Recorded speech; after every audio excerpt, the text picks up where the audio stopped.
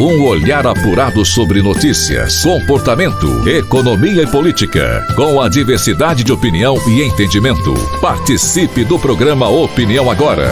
Envie sua mensagem, crítica, ponto de vista e opinião. 14 horas mais 17 minutos dessa segunda-feira, vamos lá.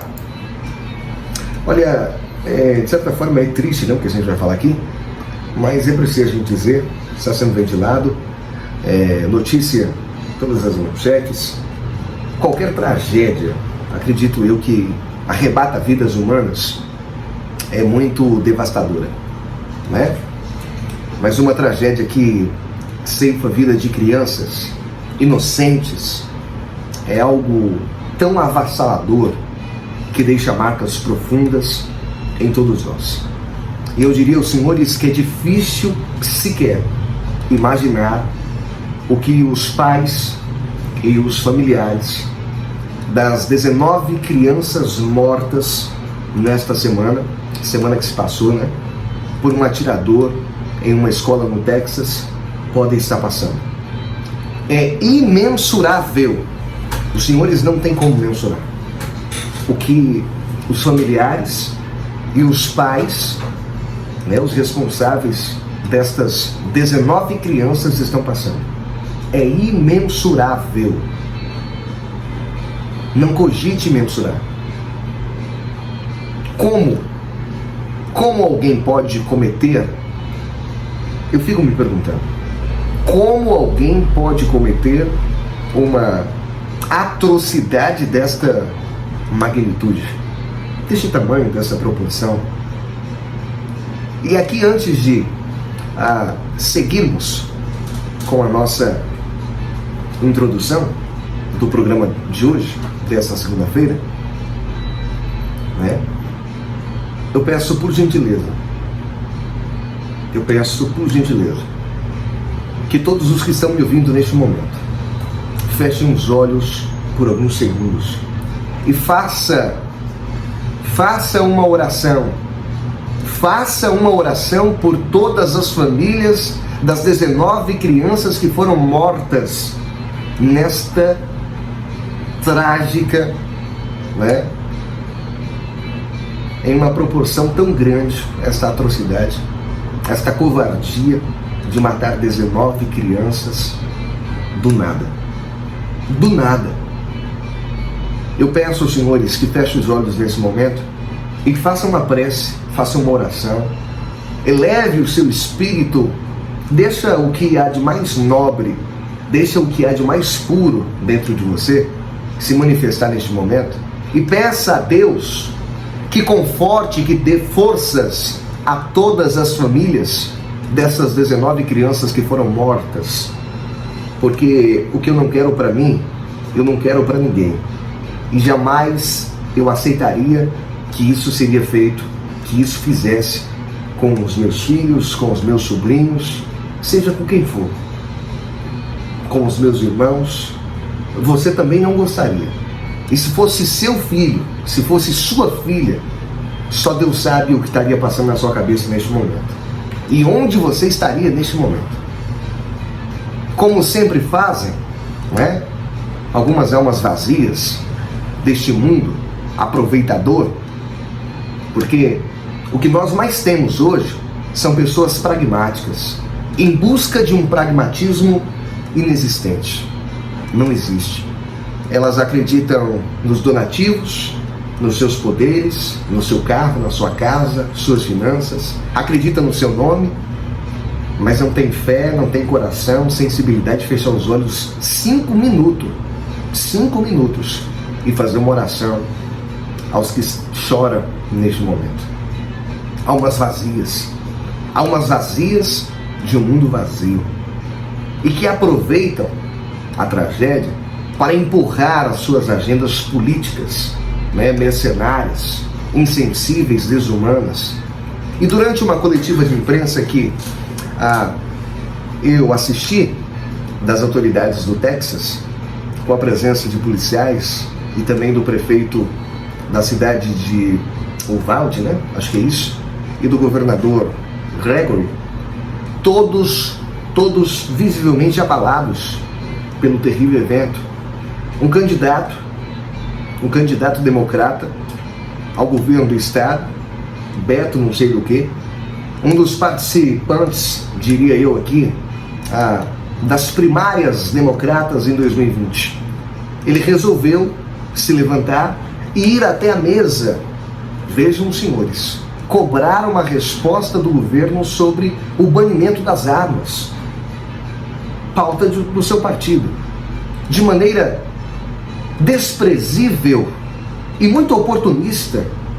Este Beto parece que Hulk, acho que é algo assim, usou a tragédia para impulsionar a sua candidatura ao governo do estado e continuar sob os seus holofotes. Enquanto as autoridades do Texas, não é? Identificavam as vítimas do massacre, avaliavam suas consequências e tentavam, dentro do humanamente possível, cuidar dos familiares das vítimas, né, do massacre, o ex-presidente Barack Obama divulgou uma mensagem no Twitter invocando a morte de George Floyd, assassinado pelo policial Derek, né? Derek, acho que é isso. Durante uma prisão, se não me falha a memória, em 25 de maio, há 2 anos atrás, em 2020. Em um malabarismo, diria eu, insensível e muito bizarro por parte deste cidadão, o Barack Obama conectou o tiroteio da escola de Uvalde, né, ao segundo universitário do assassinato de Floyd.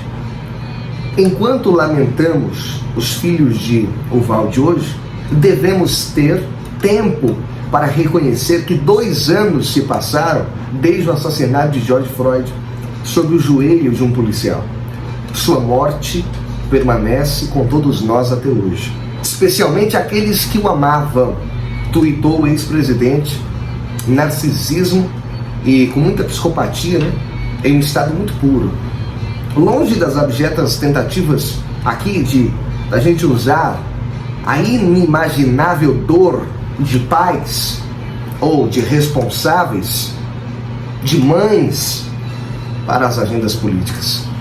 Eu acho que é preciso a gente abordar de maneira muito honesta e com muita profundidade alguns pontos importantes que podem estar mudando os perfis da sociedade norte-americana, por exemplo, falando desse assunto do Texas que aconteceu, as 19 crianças que foram mortas, assassinadas, principalmente dos adolescentes. É um ponto de vista que deve ser muito julgado, analisado, né?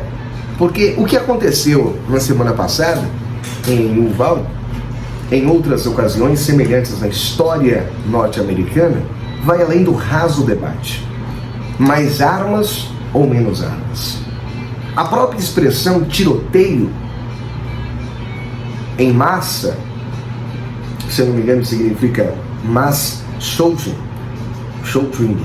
acho que é isso, usada em eventos como esse, já carrega em si, senhores, uma ansiedade difícil de ser controlada. Nos Estados Unidos existem várias definições diferentes, nas comuns, não é? Mas muito comuns, de tiroteios em massa.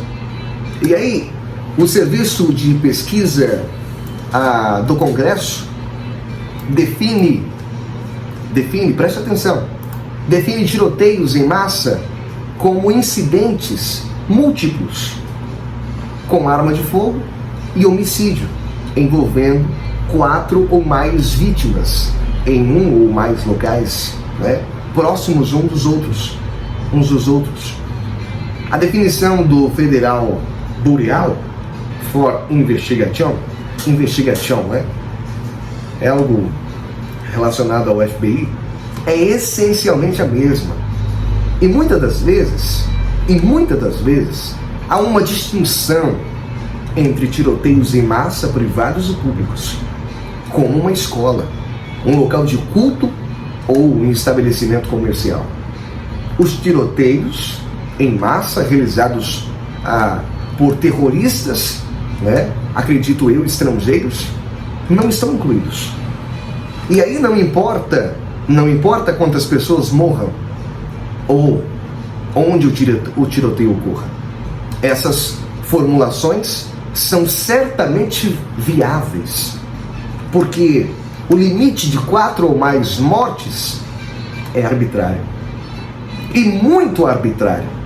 Há também exclusões importantes. Por exemplo, se 20 pessoas são baleadas, mas apenas 2 morrem, o incidente não é um tiroteio. Não é um tiroteio em massa. Mas nada disso importa, né, quando essas tragédias acontecem. O fato é que, em menos de 2 semanas, Salvador Ramos, de 18 anos, matou 19 crianças e 2 professores em uma escola primária no Texas. E Payton também, acho que é Payton, né? Payton Gedron, também de 18 anos, assassinou 10 pessoas em um supermercado em Buffalo, Nova York. E aí, se a gente fizer um paralelo em relação a isso, tanto de ambos, Gendron e também Ramos, tinham sérios distúrbios mentais. As pessoas ao seu redor sabiam disso. Família, amigos, escolas, ambos os assassinos disseram às outras pessoas que planejavam cometer um tiroteio em massa, e então o fizeram. O atual sistema de alerta em vigor não está funcionando. O que de fato está acontecendo com muitos jovens?